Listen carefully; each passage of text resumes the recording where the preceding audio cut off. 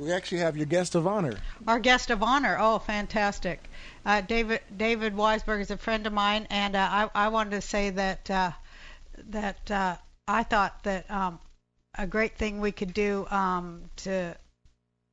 a great thing we could all do is to figure out how to make money on peace, and then everything would change right away. I think if we changed our economy, everything else would change too.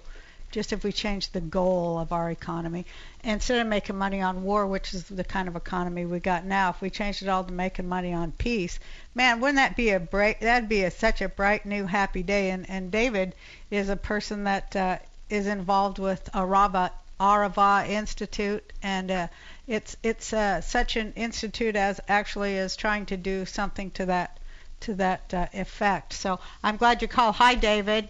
Hey, Roseanne. How are you? I'm good. How are you? I'm doing great. I'm so pleased to be on your show. Well, I just wanted you to give us a little breakdown about what the purpose of your group is, and give us a little bit of info. Sure. Well, I mean, the Arava Institute is an academic institution, and we're located in the very south of Israel, and we're built on a philosophy that the two most important things to our survival are A, our ability to live in harmony with the earth, and B, our ability to live in harmony with each other. And, well, we usually look at those two things as being very important but very separate things, that maybe the two of those could work best when they work together. Right, and so, exactly.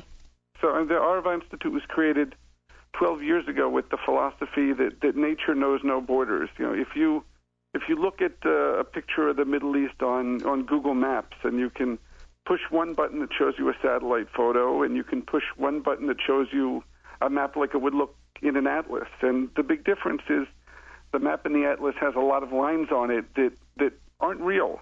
They're political borders that we've drawn, but nature doesn't know what those borders are. Water doesn't, stop at the border and have to show a passport. And so, well, all of the people in the Middle East have a lot of things that they like to fight about, a lot of things that make them different politics and different religion and different culture, that they all share one thing in common, and that's the same environment, the same environmental problems, and they can't solve them if they don't learn how to work together. And our hope has been that could be a platform for bringing the future leaders of the Middle East, Jews and Muslims and Christians from Israel, from Jordan, from the Palestinian Authority, together to have them live together and learn together and start to build the type of respect and understanding and trust that can be the building block not only for environmental sustainability, but hopefully to help build peace in the next generation.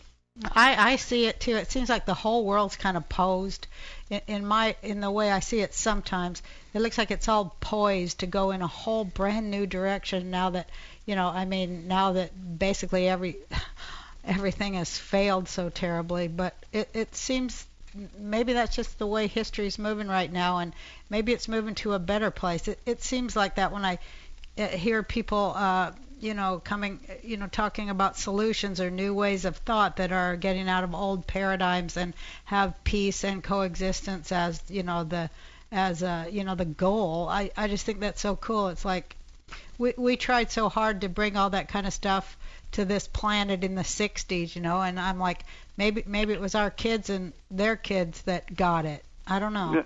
Yeah, I think there's a pendulum, and it swings back and forth, but I think it's time for new ideas when it comes to building peace. And I think that people have had two different approaches to building peace. And one is a building walls approach that says, we build this wall, or we, do something with this piece of land, and that creates peace. And it really doesn't create peace. There's also, as opposed to the building walls, there's the building bridges approach that says what we really need to do is not on a macro level, like most people look at creating peace, but on a micro level. Right, we have to build person-to-person relationships, and that's how we start to build trust. I love that it's based on. I love that it has an environmental base to it, because really, we do exist on a physical plane of living things that are all interconnected. We don't exist in a soul, or in a mind. I mean, we do too, but I mean, we live in a physical world that we should take care of. I think it's just so great because, like, all those separatist thoughts, they kind of just disappear when you're down to the earth. Absolutely. And, if we don't figure out how to share water, and if we don't figure out how to clean the air together, then there's not going to be anything to worry about making peace about. I heard some of your students speak the other night, and it was very touching that they were saying, especially one of your Jewish women students said that she had grown up so terrified of, she had never gone to Jordan, which is like going from New York to New Jersey, sort of, right? Right. She had never gone there because she was so terrified, and I mean, boy, those are just some real lockdown minds, and when they can open up and be expansive, it's just, I don't know. What do you think of that Zippy Livni? I mean, the Institute doesn't take any kind of political views or make any political opinions, but I think what we're looking to do is create a culture that's open to talking about peace on all sides. Yes. And we're trying to create a generation of leaders like that, who not only are ready to talk about peace, but have the trust in each other that they can talk about it in a constructive way. I mean, I think that most Israelis and most Jordanians and most Palestinians want peace more than anything else. Yeah, I think they do too, but their leaders sure don't. Well, their leaders, and there's always going to be these days a couple of people who, when they see that coming, want to do whatever they can to undermine it.